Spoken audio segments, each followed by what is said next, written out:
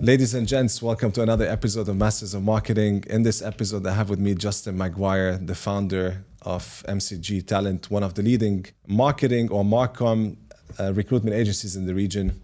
We spoke about how he started, why he started, how he started marketing the business, how he does it now. He invested a lot in outbound, inbound. He's done a lot of things, including offline marketing. Tune in and enjoy the episode. Good stuff. Justin, welcome to Masters of Marketing. Thank you very much. What is your elevator pitch? My elevator pitch, right. Well, I've been in the region for 15 years now, believe it or not.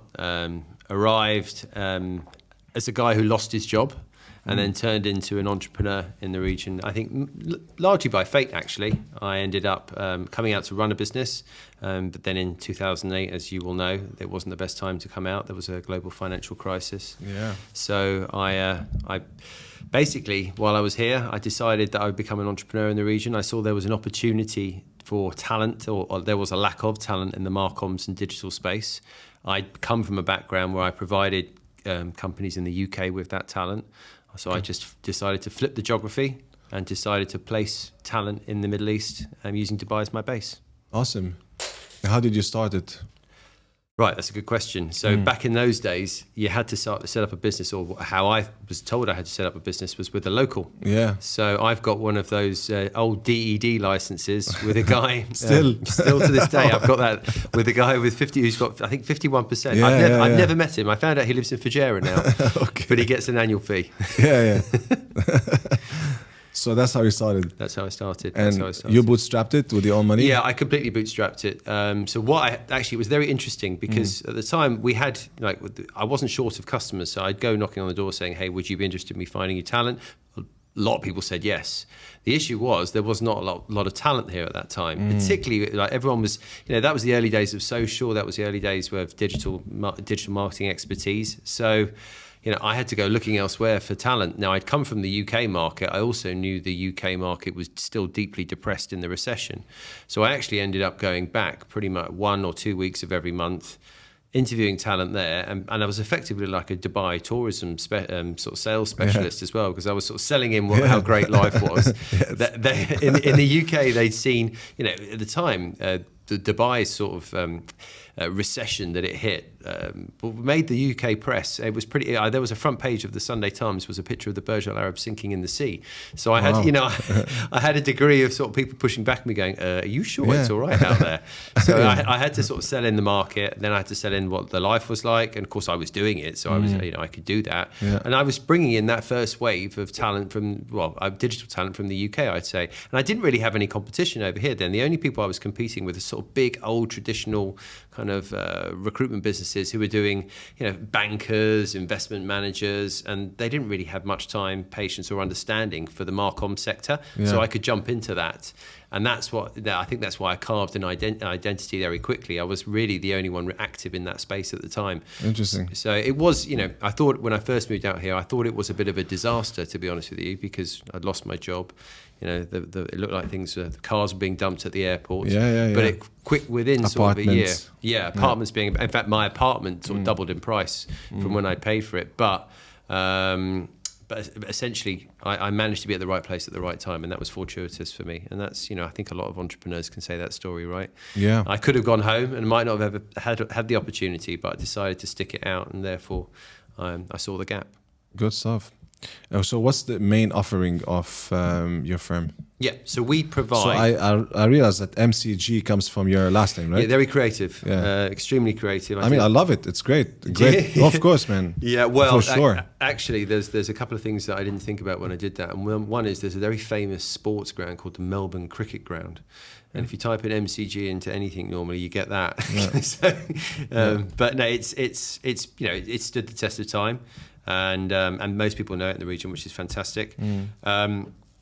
I think our main product today is that we find our customers tend to come to us if they either need someone senior, need someone to build out a department, or need someone that they've been trying to find themselves and can't really find within that marcoms and digital space. Right. So our customers today really are agencies, consultancies, corporates, government entities, or technology companies. Right.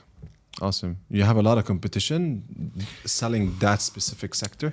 It's very competitive now. Yeah, because and there's a few things that have happened. Number one, you've had, I think, just the people are more aware of I think in the 15 years I've been out here, it's gone from people asking me, hey, what are you doing out there, to, how can I get a job there? So there's been a significant change in perception and appeal. So I think that's made it very competitive. I think combine that with just in the fact that since I've opened, you had obviously the economic change, you've had COVID, you've had, obviously now there's inflation and recessions in the rest of the world. So a lot of people have moved here in that time. Yeah. It's made it more competitive, but what it's also done is it's brought more business with it. So there is still plenty to go around, I feel. And what we've done since then is I've opened up a business in Saudi and expanded into that market as well. Awesome. Yeah. And probably all the recruitment firms today, they would hire marcom's people. Yeah. How many recruitment agencies are there here? Oh gosh, in Dubai? I couldn't give you a number. There's going to be hundreds now. Yeah. But the thing is, most of them set up now as niches. So you'll find that there's people who've got niche of niche. So ours is the Middle East and Asia, because we're in Singapore and Hong Kong. In the marcoms and digi space. Now there are some people I've noticed that are opening up that are going even more niche than that, doing purely. They'll purely do digital design, or they'll purely do data analytics.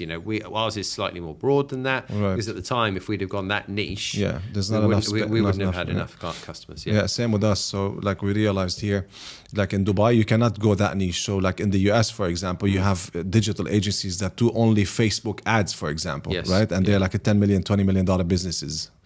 And you have businesses that only do, for example, SEO for gyms, right? Because there are thousands of gyms in the US, so they, you can have a multi-million-dollar business. But here we realize you cannot really go that niche. You cannot only do Facebook or Meta ads or just Google ads. The market is not big enough. Makes sense. Good. And how did you start marketing MCG Talent?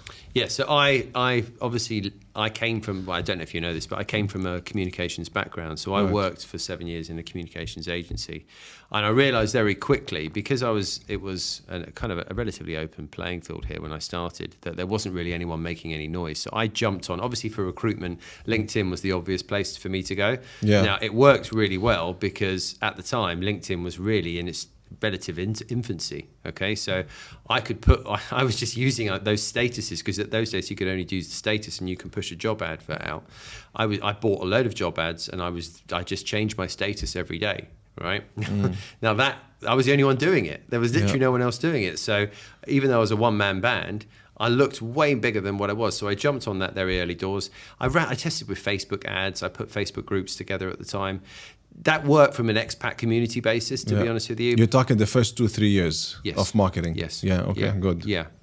So everyone I would meet, funnily enough, would go, God, I know your company because I've seen your logo. I've seen you everywhere. And I'd be like, I was just sat in my room, but it worked really well. Yeah. And what else did you do?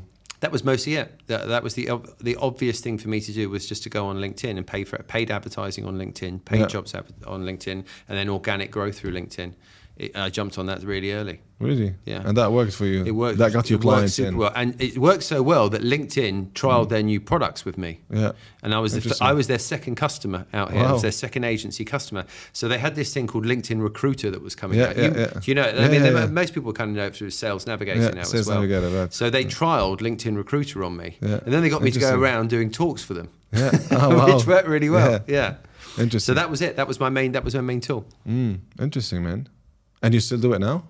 Yeah, I mean, now we've got a slightly more, I suppose, mature database, right? Yeah. So we've got a CRM system. Now we have, I've got 4 people in marketing, right? So now we have a very sophisticated email marketing campaign that goes out for our customers, it goes out for our candidates. Yeah. It's all, I've got a lead generator. So if I'm looking for new business, the lead generator mines the market. My marketing team then execute emails with them. We've got content specialists that put together our campaign. We do salary surveys, city guides, EVP guides. We do benefit guide, all sorts of things which will appeal to employers. We put together guides and surveys for that. Right. That gets quite a lot of content, to be honest with you. Go ahead. Obviously, I do quite a lot of podcasts like this. I write for Arabian Business and other articles as well. So that helps. Yeah. So let's talk about this. How do you today, like after how many years? You started it in 2010, I think, the firm, correct, right? yeah. So what is it, 14 years now, 14 and a 15 half years. yeah. So how do you market your business today? Market business today. So from a getting customers perspective. Yeah, so new clients. Okay, so our client acquisition strategy is split into two sections. In recruitment, you've got two sections you can go. One is tactical, and that basically is where we are physically using our recruiters to go to market with people.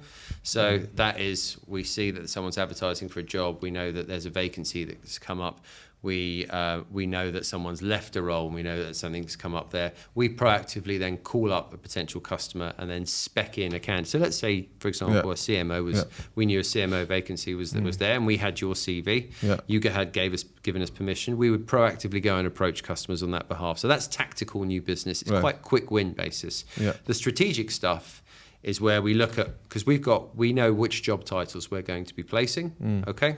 We then map who's in positions that could be hiring those job titles. We then get all their details. We email them. We use Dripify on LinkedIn marketing, activate them that way so they get a two-pronged attack. Normally that activates a conversation with one of my team in new business who then tee up a meeting for us to go and meet them. But let's be honest, only 1% and 3% of people are really hiring at any given time. So it normally takes a good 6 to 8 emails or interactions with them before we get a response in that space. Right. That's our main way of getting client acquisition. On top of referrals. Yeah. But right now the email and LinkedIn campaigns are the ones that work best for us. So a lot of outbound.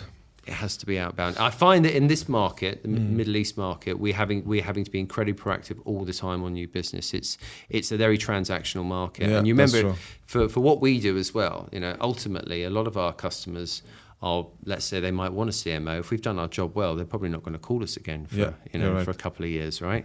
So we need to constantly be on the lookout for the next business. Yeah, wow. That's our main go-to-market strategy.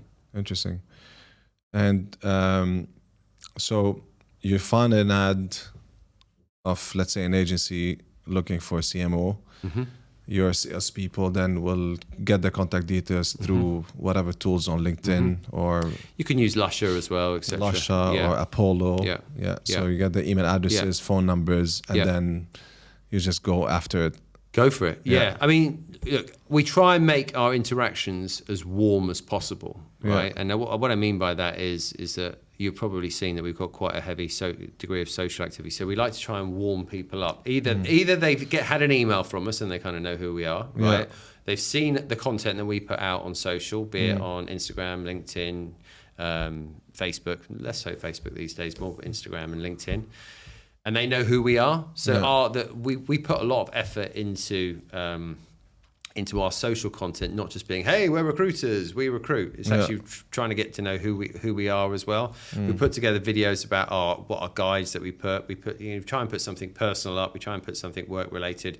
We very rarely put out content there that goes, we've got jobs, apply here. We try and put something out there that shows that we're experts within the market. And a lot of the times my team call into customers.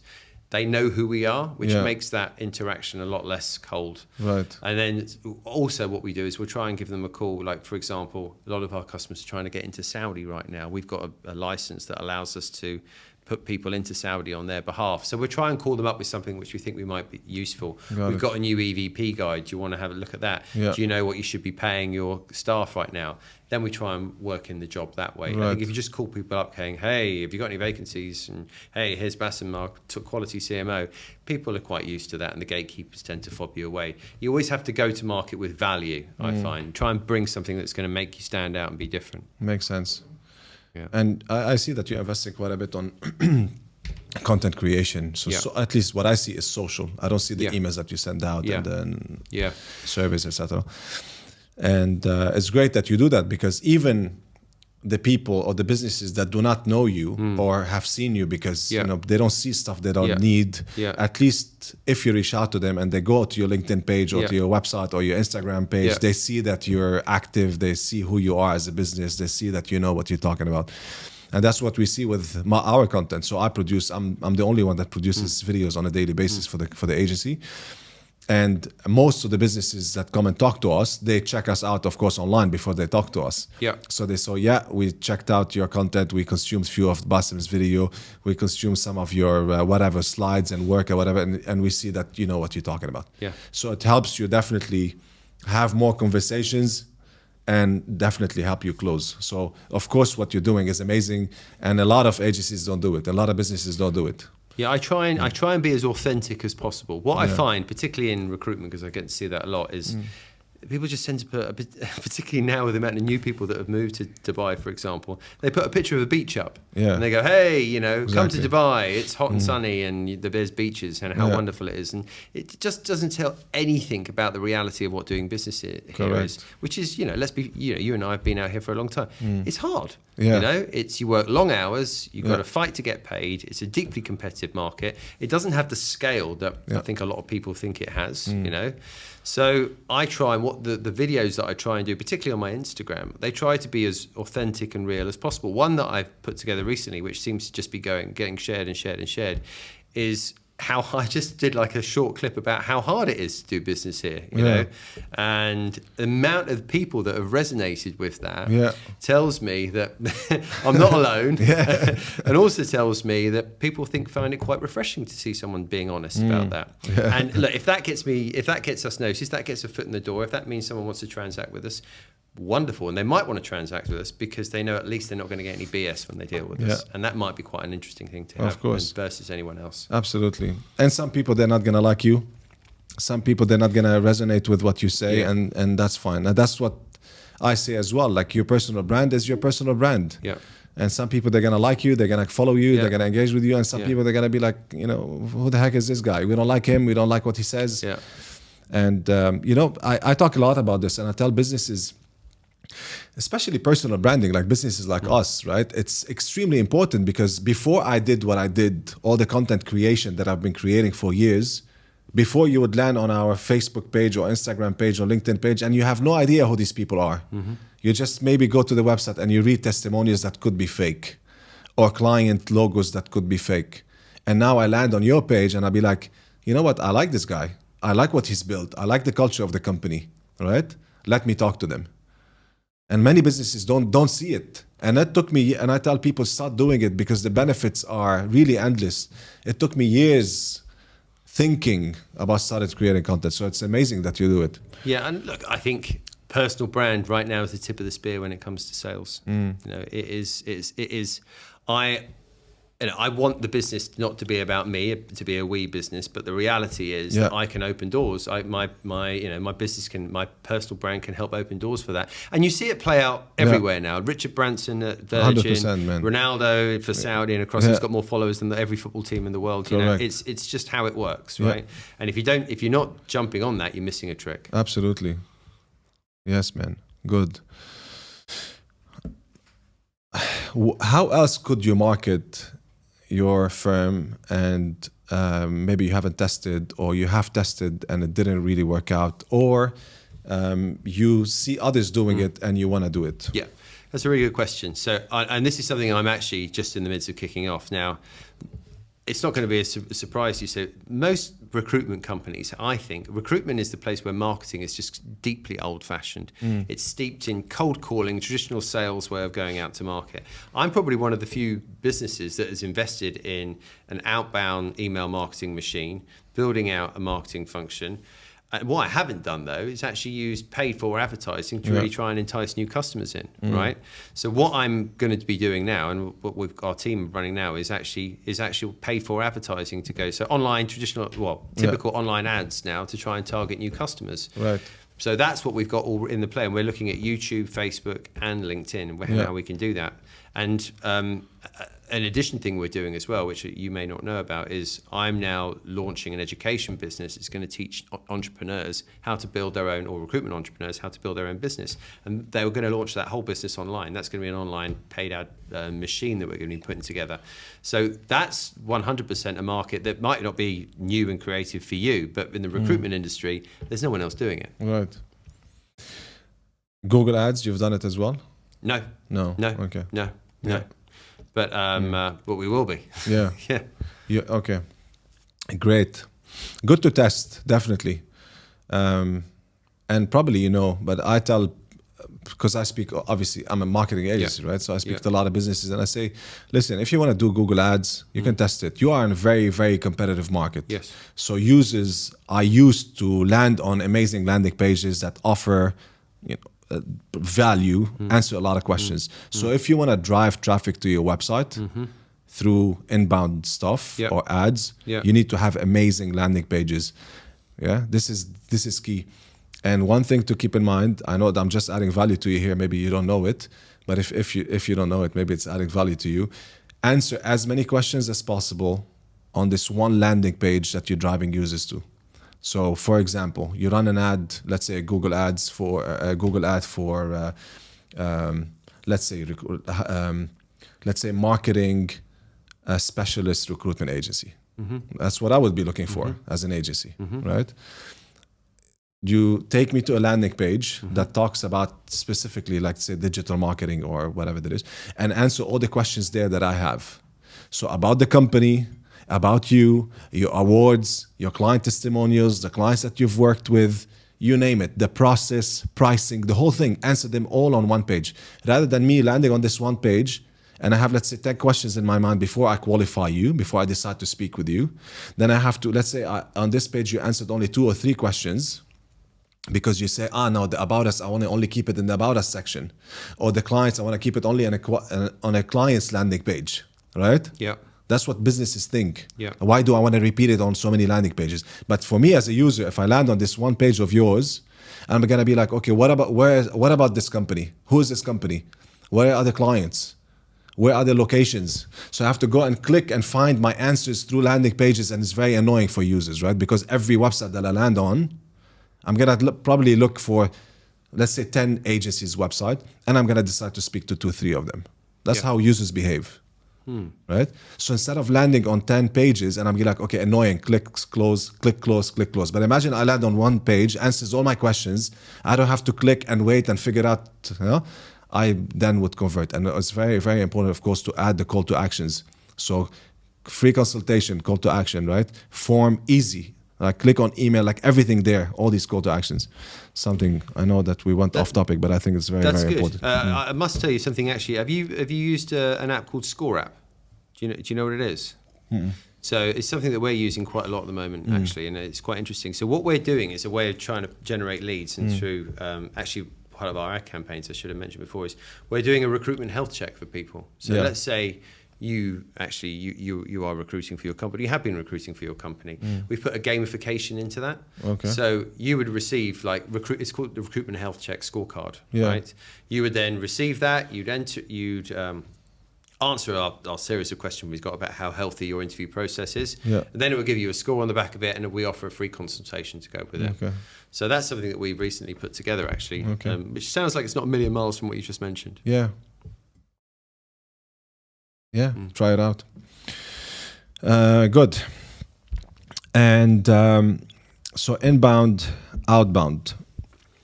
Are there a lot of other agencies like you that invest more in inbound marketing? So they create more blog surveys and they push them, they put money behind them. I don't think they so. run ads, etc. No, I think most recruitment businesses, just to kind of give you an idea, they run like a very sort of traditional model where you've got the recruiter that speaks to the clients, finds the candidates, markets their jobs, does everything themselves. All right, I ditched that system some time ago. So I have a team that just do candidate sourcing. They sit in Sri Lanka, okay, and Philippines. I have a team that just do client management, okay. I have a team that just do new business, and I have a team that just do marketing. So I broke down every function, and that means that I think we can operate as a modern business that kind of plugs into. We have an outbound machine, and then we have the management machine. You don't have this cycle where everyone's trying to do everything all the time. Imagine if in creative agency land, if everyone was trying to come up with the idea, do the strategic plans, do the client management, it would all fall apart. Absolutely. That's how most recruitment businesses are run, right?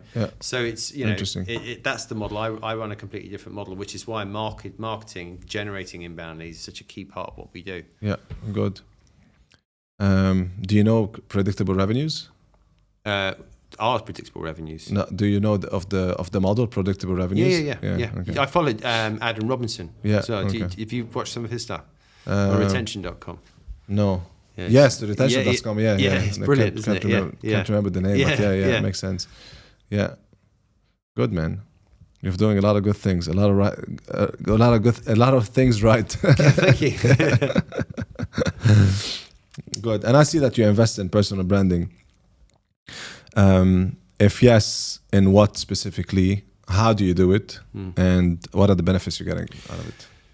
So the platforms that I'm investing in right now, and they're at different stage. A couple are in infancy, and others I'm investing in now. So YouTube and Instagram for my personal brand, okay, and also for the education business that we're launching out. YouTube long format. Yeah, really, yeah. So where do you shoot it? How do you shoot it? So I've got a videographer that I use.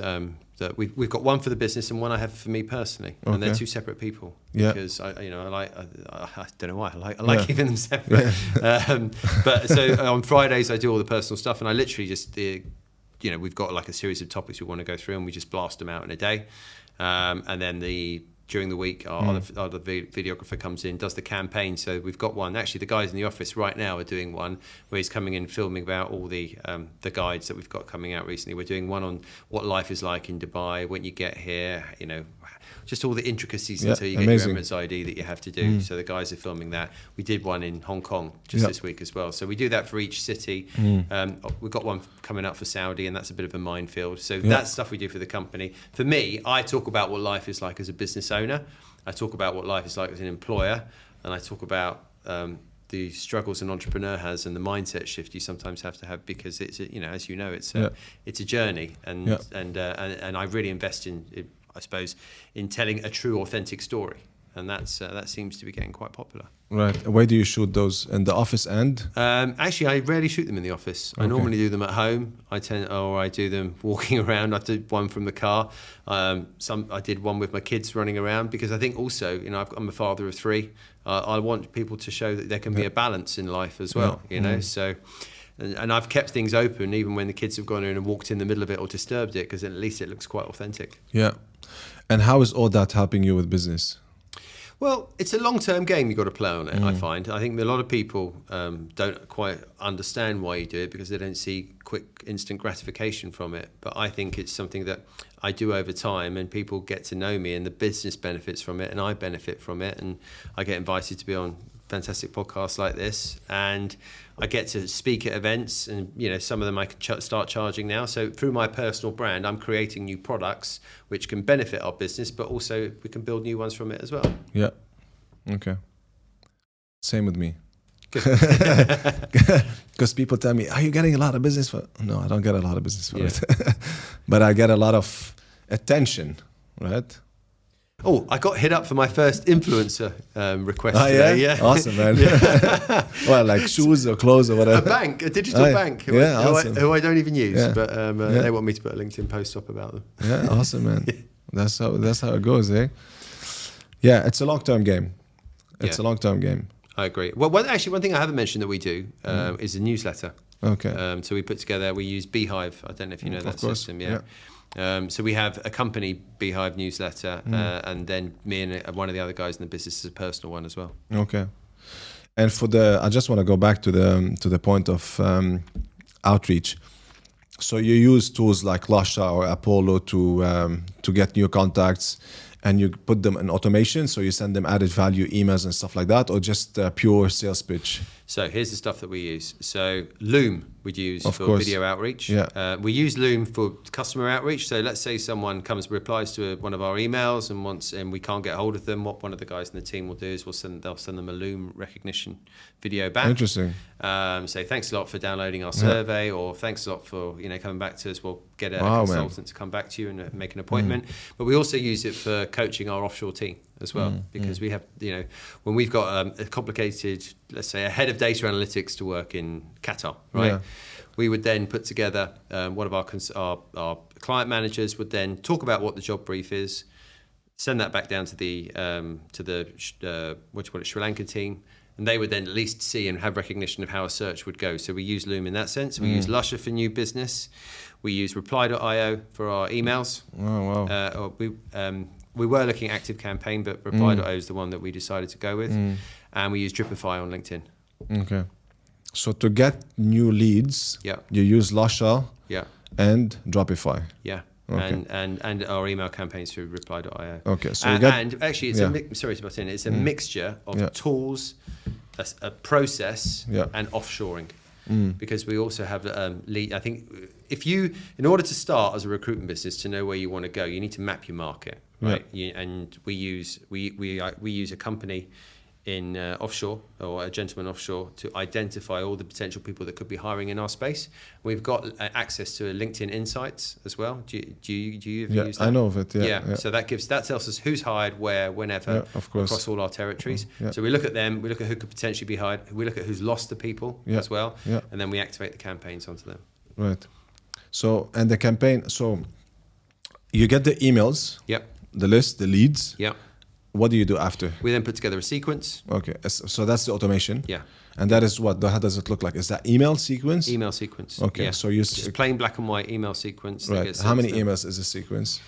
We've got up to 8. Okay, good. Yeah. Me too. Yeah, 8. You tend to find that the interactions tend to hit around 6 or 7. Yeah. Yeah. Right. And people might think that you're a bit of a pain. Yeah. But it works, man. We've decided we'll be persistent and it works. Yeah. Exactly.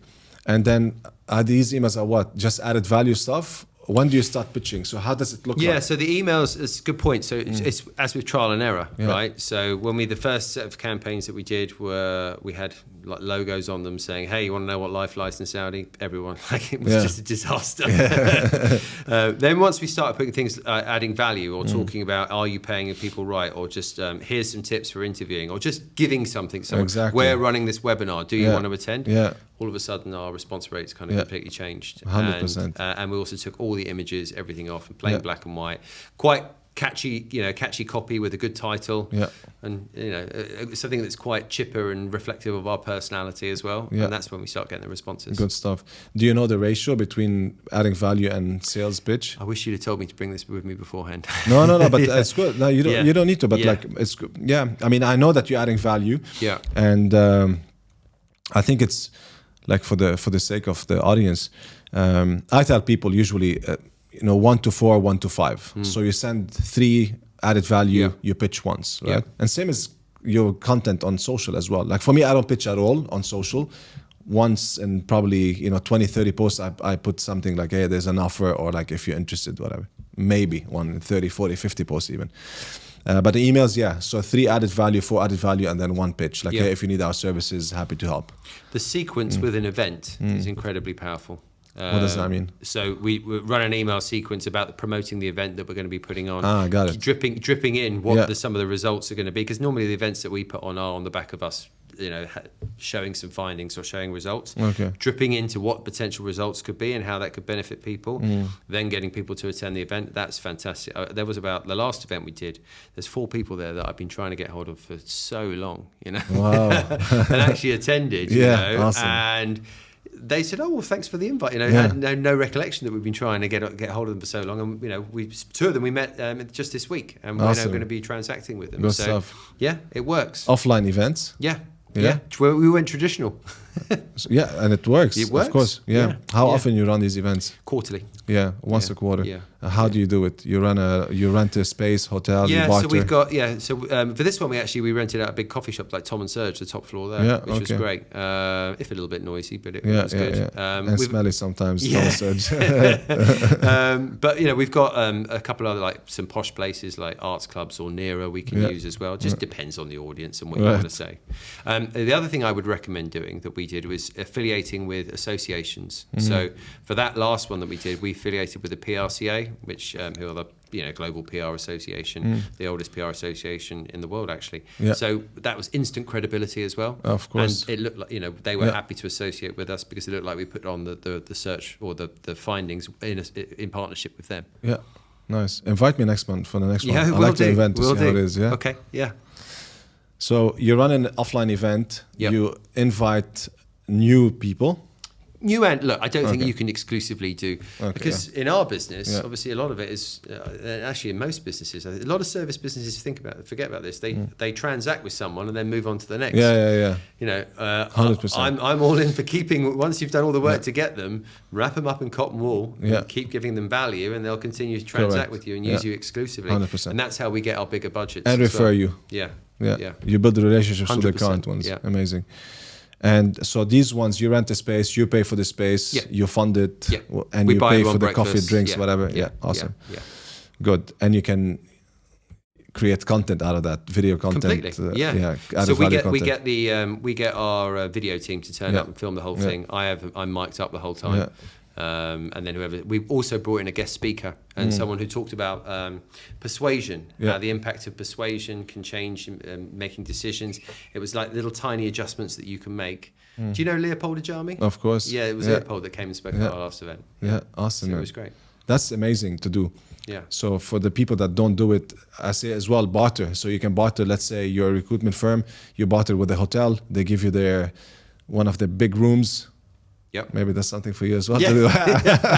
Yeah. And then you help them recruit whatever people for free or whatever that is. That's what we said to the members clubs that we went in, that we've got some potential members here, some high power people in the creative industry, and they're interested.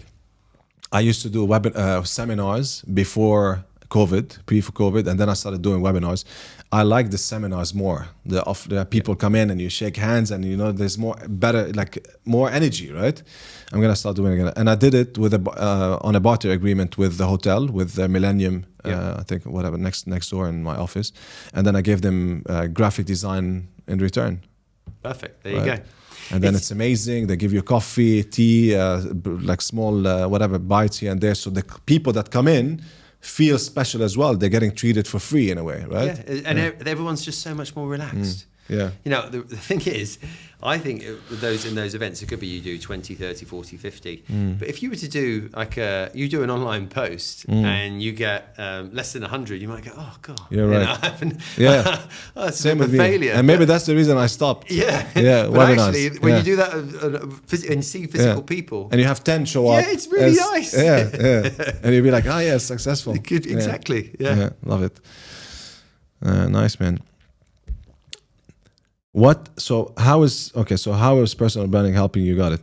Anything else? But let me just rephrase that. I'll just ask you before that.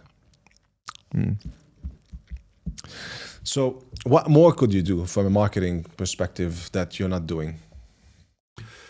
Other than the inbound stuff that you mentioned.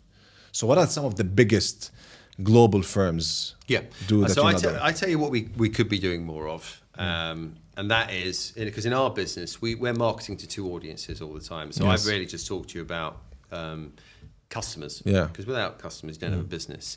But actually, our product needs to be marketed to quite heavily as well. Right. And our product is candidates. Yes. Yeah. And in a market, it depends what in different markets you have different. You've got in a downward market. Guess what? You've got a lot of candidates. In a market where everyone's hiring. Guess what? You haven't got a lot. Of course. You've got to heavy efforts to try and get those on board. So I think what we focus quite heavily on, I think more because the nature of the region that we're in, is customer acquisition. Now, we've just opened a business in Saudi, and I can tell you now, getting customers there isn't the big problem.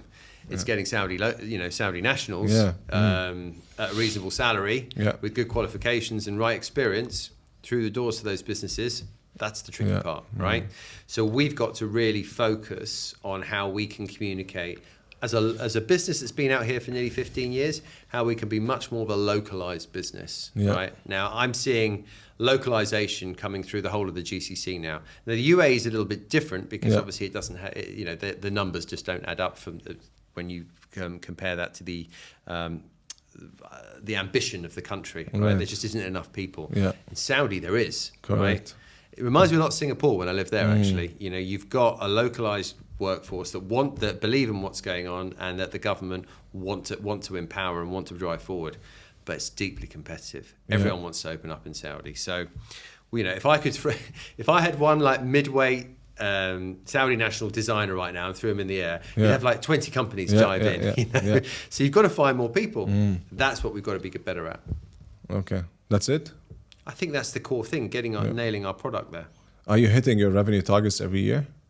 We're growing. I think so we're dependent on market situation now. Last year we had a very interesting situation. Last year our Middle East business did tremendously well, but we got hit in our Asia Pacific business. So, and the reason why is a lot of our customers were in the technology sector, and a lot of them were linked to Silicon Valley Bank. And and last year in Asia, you started off. Obviously, there was huge tech layoffs, Chinese New Year, and then the bank started going. So it was we lost. I think we started coming back in Asia in about October. That was a write-off. Wow. Yeah. So we are very much dictated by how the economies of those countries run. This year is looking quite positive, actually. I'm actually predicting sort of 10-15% growth. Good. Yeah. How do you come up with your marketing budget for the year? Well, you look at your ambitions. So I've obviously got the team. So I've hired 2 other people into that team. With that, you know, we want to get at least 75 leads in through marketing per region. Okay. Now you might think that's not a lot, but that's actually leads that we transact with and do big placements with. Now our average fee is $16,000, so that's quite a big number as a first fee for people to go in with. So it's we get a high return from that lower number. Yeah, 75 leads a month. Yeah. These are what qualified leads that have a need basically. They have to be qualified. Yeah, they have to be out.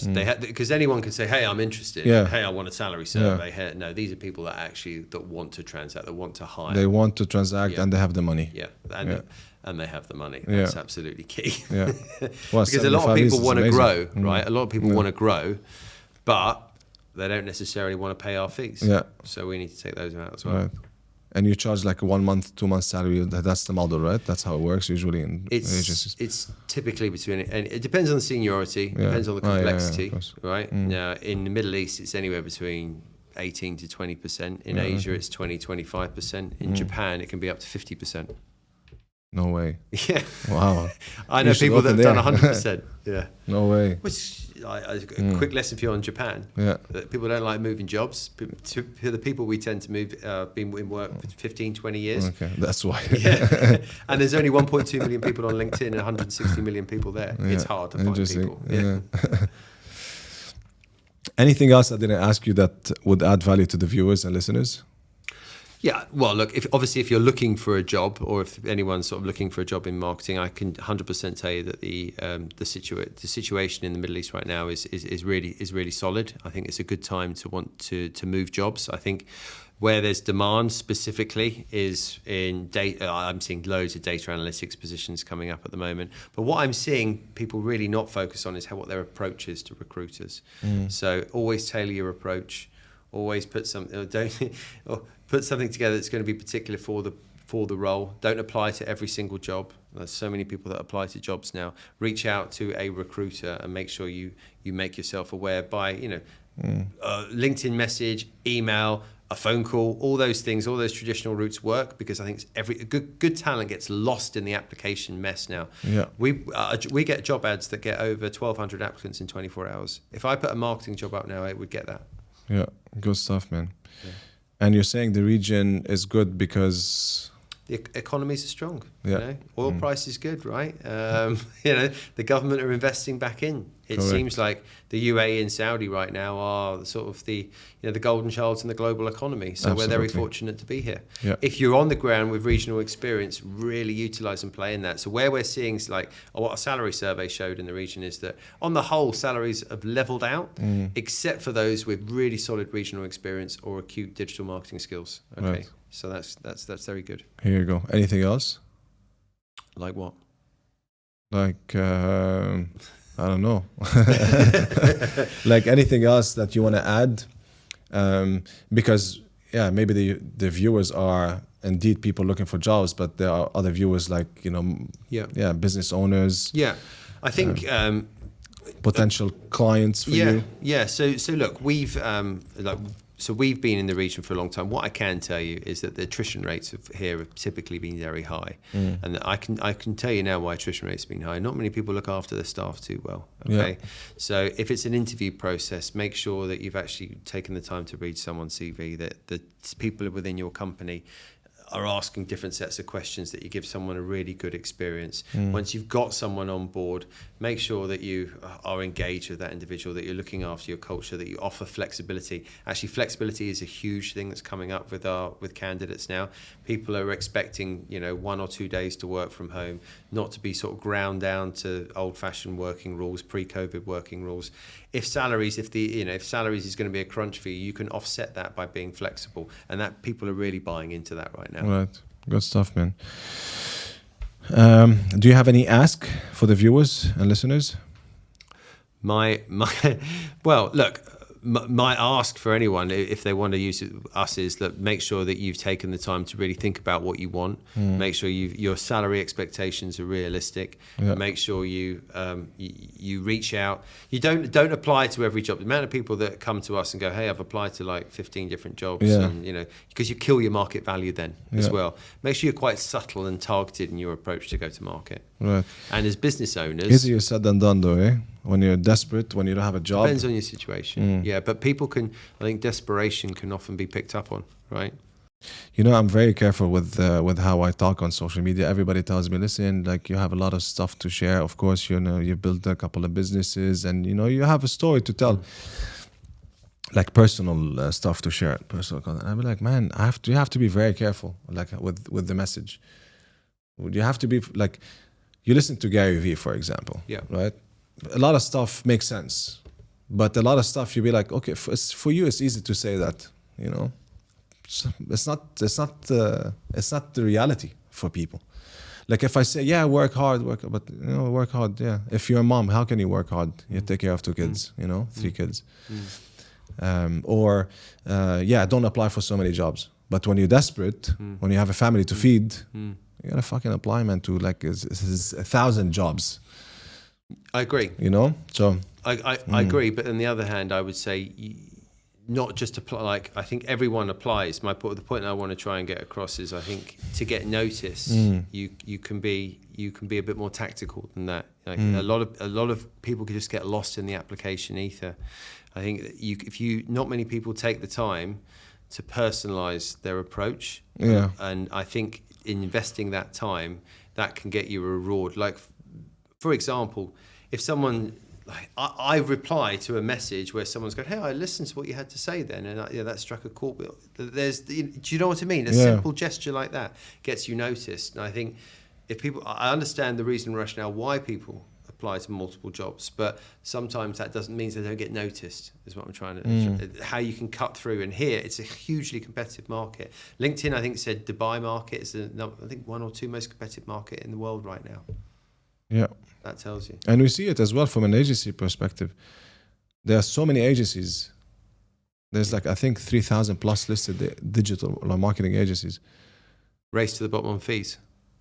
Yeah, or just like a one-person shop. Yeah. But they're registered. Yeah. And it's competitive. You have, good people here as well. Yeah. Like in the US, we talk to clients, they have no idea what they're doing. The agencies have no idea in Miami, I'm telling you, in Florida, you'll be surprised the quality of the agents, the quality of the work being done there. You'll be surprised.